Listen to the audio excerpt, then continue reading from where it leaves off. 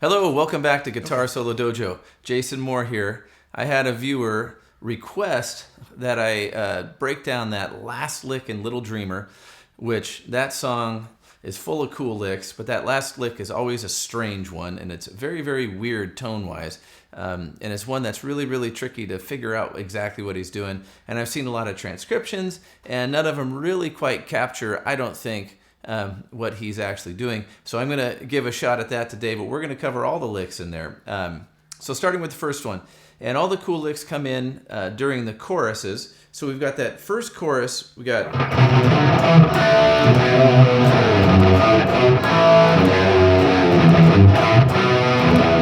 and we get this first lick.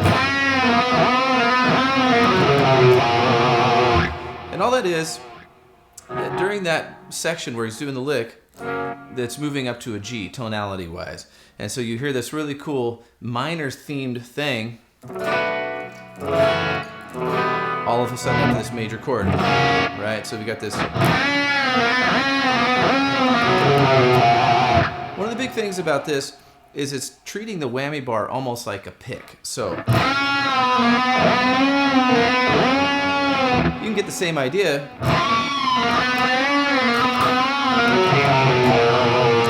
But the idea is he's just using that whammy to restate the note, basically. One thing you want to look out for on this one, this note, or that whole phrase, starts on beat number 3. So if you can target that when you pick these things up, and that bend comes in before 1, I think it comes in on the 4. It might come in on the E of 4, that very first bend, but this is key. That lands on beat number 3. So during that same chorus, we have another lick right at the end leading into the verse, which sounds like this. And so, just like all the other Eddie Van Halen stuff, where you start it is key, and this first little, mostly harmonic run starts on beat number 3. And one distinction between basically all the last time he does the licks in the choruses is that we have this bottom F part,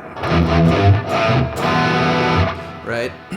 When he's leading into the first lick, or the first 2 licks in the final case, he's actually hitting this again. When you go to the second lick in this case, you leave those last 2 notes out, and it just jumps right to the licks. We got... Sorry.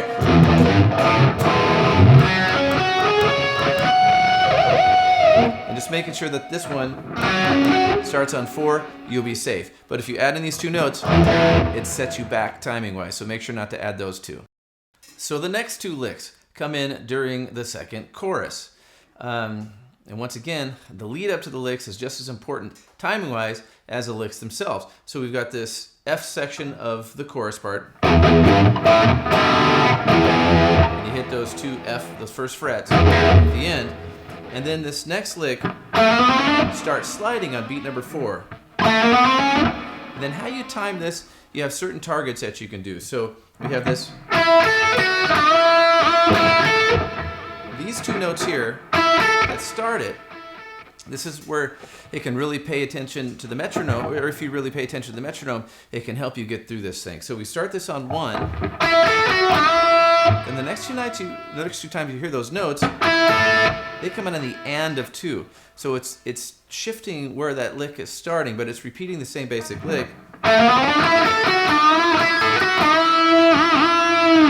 it's not a very complicated lick, but if you don't know where each of these key notes are starting, then that's where you can run into trouble, just like anything else you're going to do with Eddie.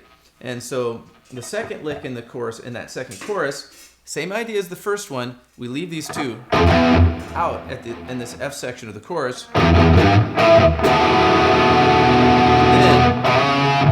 that note right there, which you can barely hear on the recording, is on the and of 3, and then we have 3 pickup notes on 4, which is a triplet, which is just,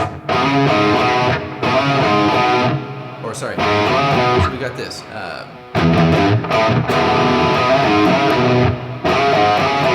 So this last note here, this first note of the lick is on the of 3, and then we have a triplet on 4. Now we can set our feet in the next part, which lands right on 1. And that's just landing on 1. It's another triplet, 8th note triplet. And then we get this cool run. Really slowly. So we got 1, 2, 3.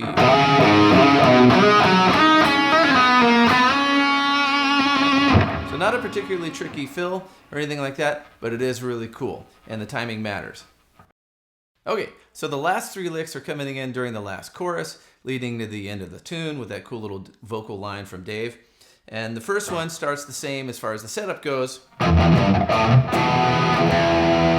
then that's leaving these 2 notes in here, right? And then we've got this lick, which is just a hair after the beat number 4 starts. So it's like a 16th note rest, I think.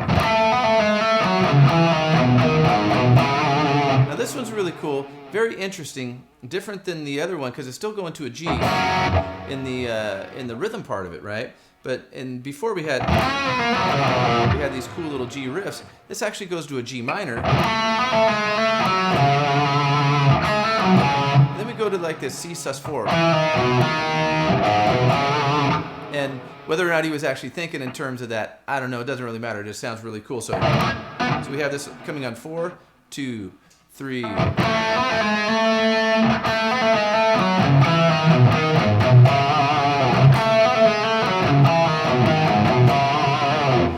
next one, after the next line of the chorus, pretty much feels the same, just with different notes. It's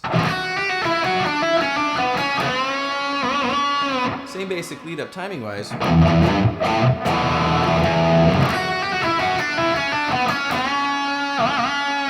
of course, a little whammy at the end of it.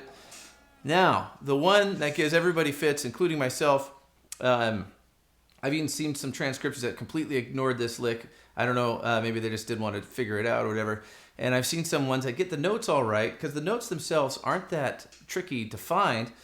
What's tough is how they sound, and they sound kind of weird. They almost sound like this overall tonality, like when I would take the back plate off of my Floyd Rose guitars and hit the springs, they make this weird sound that comes through the amp.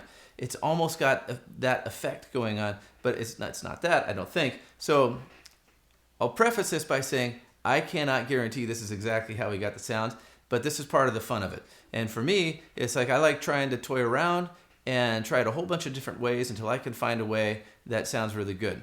And it goes back to the times when I would be learning this Van Halen stuff, and the first guitars that I had didn't have whammy bars on them. So if I wanted to like do a bar dive on the B string, I would just bend the G string up and just do a pre-bend and then let it bend back down. And that's kind of how I did all my bar dives.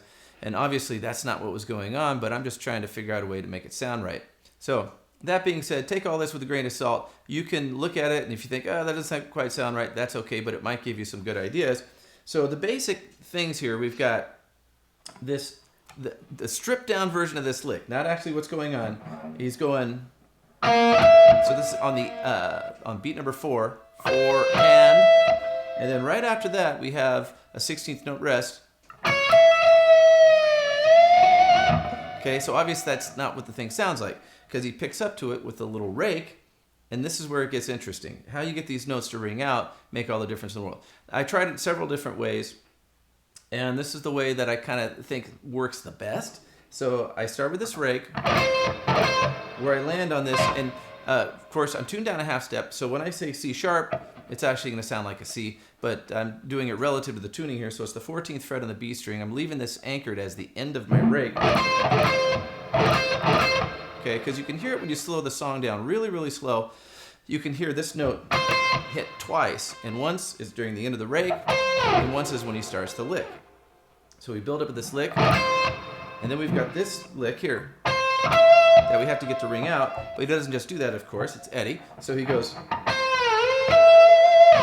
now this sounds too percussive compared to what I hear on the record. He might hit it with this pick, he might not. Either way, when I pick it, it sounds too percussive, so I do this. I just hammer onto it. It weakens it just a little bit, and actually, to me, makes it sound more like what's on the record than if I were to pick it. And then we have the 16th note break.